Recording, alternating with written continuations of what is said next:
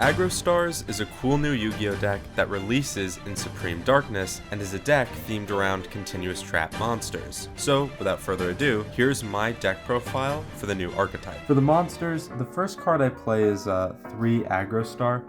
This is a really good card for the deck. It's the main starter, and it's a great normal summon.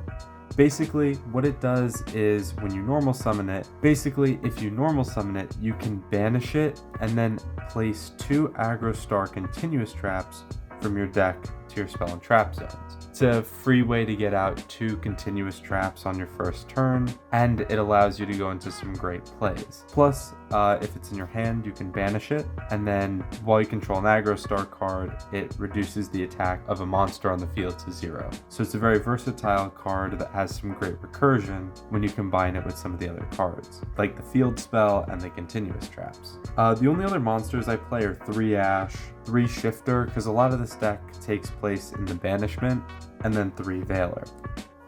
Nothing too fancy. The main monster that we're focused on is ARGOSTAR Glorious Adra because it's an amazing starter and it's searchable by Rhoda. For the spells, I play 3 copies of the home stadium. Apart from just reminding me of football because it's a stadium, I really do like the card because like most field spells, it allows you to add an ARGOSTAR card to your hand.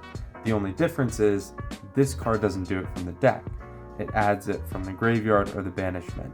So in the combo, it's usually used to recur the normal summon. It also burns your opponent for 500 life points whenever you special summon a continuous trap card. Additionally, if a continuous trap activates its effect in your main monster zone while you have a banished ARGOSTAR monster, you can target a face-up card your opponent controls and negate its effect for the rest of the turn. And you can do that once per chain. So another reason it's really good is because all of its effects aren't a hard once per turn. Although it isn't out yet, I'm playing 3 copies of 7th Tachyon. This is a really important card to the deck because it helps you see your main starter basically guaranteed. It's basically just playing another 3 copies of Rhoda, and if you already have it in your hand, it's an interesting way to get out other hand traps like Ash Blossom or Effect Veiler. But for the most part, you're using it just to help you dig deeper through your deck and get to that main starter. However, since it won't be out for another couple months after the deck's release, you could play something like Pot of Extravagance in the meantime, just to help you, again, dig through your deck and get to that starter. I also play 1 copy of Terraforming, 1 copy of Rhoda, 1 copy of Prosperity, and then for my special tech on the deck, I play 1 copy of Temple of the Kings. It's not a great card, but it allows you to activate a trap the turn it's set. So maybe you don't draw your main starter the first turn, but you do draw the main trap starter.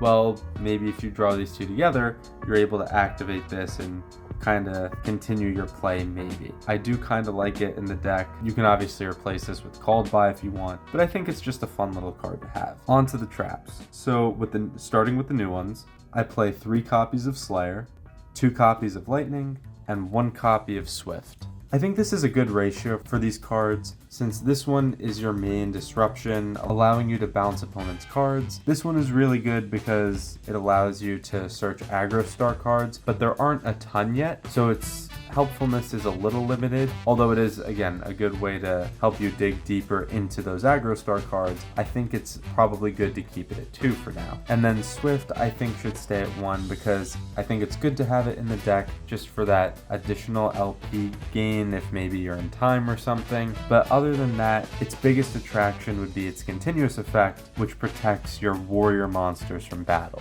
I'm also playing 3 copies of Angel Statue because it's a free negate an opponent's special summon. I'm also playing 3 copies of the Swamp Deity. This is a card I never knew existed, but pops off in this deck because it allows you to negate the effects of face-up cards your opponent controls up to the number of continuous traps you control. It's like Effect Veiler, but up to 5 times because you play so many continuous traps in the deck. Speaking of which, I also play 2 copies of Anguish Pattern as a way to pop opponents' monsters, and 1 copy of Silhouette Hat Trick for another way to negate opponents' monsters' effects. These are some of the most powerful continuous trap monsters in the game, and I think they work really well together, especially, personally, I think Swamp Deity is one of the best.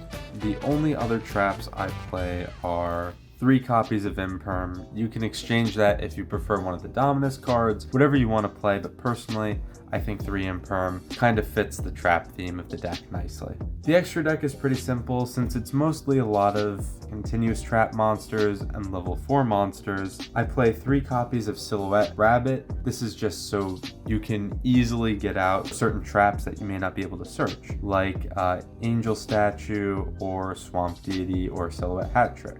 I also play 1 copy of IP and SP, just because they're IP and SP. You know, it's kind of self-explanatory. Then for the Xyz monsters, I just play a bunch of generic rank 4s, like Abyss Dweller, Exoton Knight, Tornado Dragon, Time Thief Redoer, number 41, number 79, number 104, and number 105. You might be wondering why I'm playing number 104. The reason was originally so that way you could 7th Tachyon into D-Shifter, and then I remembered after you activate 7th Tachyon, you won't be able to activate Shifter. So honestly, I'm just going to play number 82 instead, but up to you. And then I also play Zeus and Typhon for, you know, whatever you're kind of feeling in the moment in the duel. You have both options. Again, it's really just play whatever kind of rank 4s you want. The most important one is number 105. For the side deck, it's kind of the standard. I play 3 Nib, 3 Droll, 2 Tactic, again to hopefully help you dig deeper into your deck. Make sure you start with Aedra in your hand. 1 Called By, 3 Power Sink Stone. This is a really good card. Basically, it's a skill drain that resets every turn, and you can't activate more than 1 monster effect per turn, collectively. So like, you can get one, or your opponent can get one, but as soon as the second one is activated, all effects are no good. Then 1 copy of Anti-Spell, 1 copy of Gozen, and 1 copy of Rivalry. So the main combo starts with Glorious Aedra, and the way it works is you normal summon Aedra, then activate her effect to banish herself, and place 2 ARGOSTAR continuous traps from your deck into your spell trap zone. So the 2 you pick are Lightning and Slayer. Then what you do is you activate Lightning to discard any card, and then you special summon itself. Since you have a banished ARGOSTAR monster, you can activate its effect on summon to add an ARGOSTAR card from your deck to your hand, so you'll add Home Stadium. Then you add Home Stadium and activate it, and then you use its effect, paying 1,000 life points, to add Glorious Aedra back to your hand. Now the important thing to realize is that Slayer's effect is really good. It'll help you bounce an opponent's card of your choice. However, Glorious Aedra needs to be banished for it to activate its effect. So, you just need to make sure you use its effect as quickly and conveniently as you can to banish itself from the hand and make an opponent's monster's attack to 0 for the turn. So in addition to that disruption, you'll also have then Slayer's full disruption, which allows it to special summon itself and then bounce an opponent's monster, or bounce an opponent's card. That's the main combo. There's not a ton to it, although the nice thing is each turn these 2 can set themselves back in the spell and trap zone, and you can get this card back to re-normal summon it, and then place 2 more traps since they aren't bound by a hard once per turn. So again, it's not a ton of disruptions, but to be fair, between Home Stadium's burn effect, negate effect, and your continuous traps bounce effect, and their continuous effects, it may not be the best deck. However, it definitely can pack a punch and has some really interesting and kind of cool firepower to it. So that's the main combo. Now let me demonstrate a test hand. Okay, so this is a pretty good hand. It's a good demonstration of what this deck can really do. So obviously first D-Shifter, next 7th Tachyon. What this does again is we can reveal a number monster between 101 and 7, and then add a monster from our deck to our hand that has either the same type and or attribute. So in this case, we're not going to go for Ash Blossom, we're going to go for ARGOSTAR. Add that to our hand. Then we're going to normal summon, banish, and then do basically what we did last time, putting out Slayer and Lightning. And then immediately we have Warrior monsters can't be destroyed by card effects, and warrior monsters gain 500 attack and defense. We're gonna activate Lightning's effect to pitch a card in our hand. Ooh, the question is which one? Honestly, in this case, I kinda wanna ditch Imperm.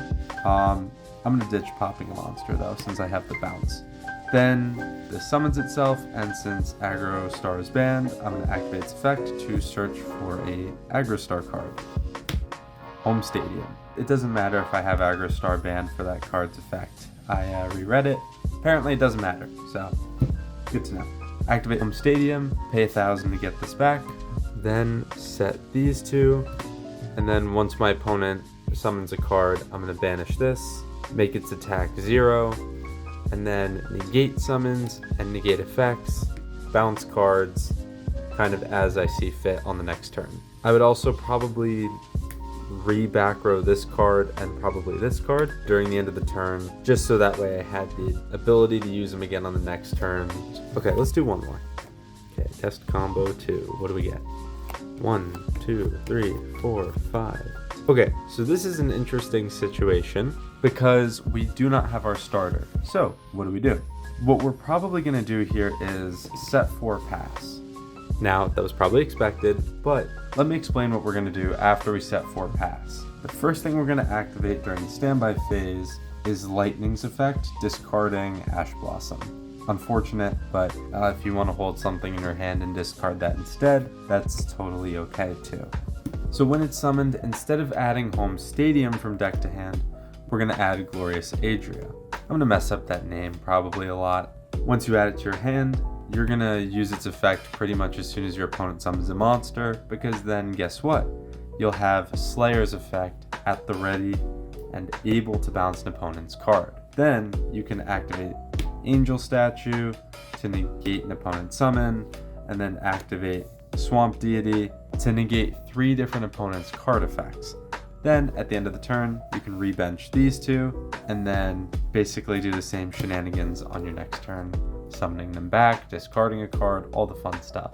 Honestly, let's do one more just for kind of poops and giggles, you know? I'm trying to do a different shuffling method every time. 1, 2, 3, 4, 5. Wow, double shifter. Gotta love that. Okay. Shifter, immediately. Kind of a tough hand, so Prosperity. 1, 2, 3, 4, 5, 6. I'd probably go 7th Tachyon here. Activate its effect. Get our main card by revealing number 1 of 5. Normal summon, effect, kind of the normal combo. So we already have Lightning in our hand, but the thing is, we have to discard. So what we're probably going to do is we're going to use this card's effect, discarding Lightning, to search out the field spell. And then the field spell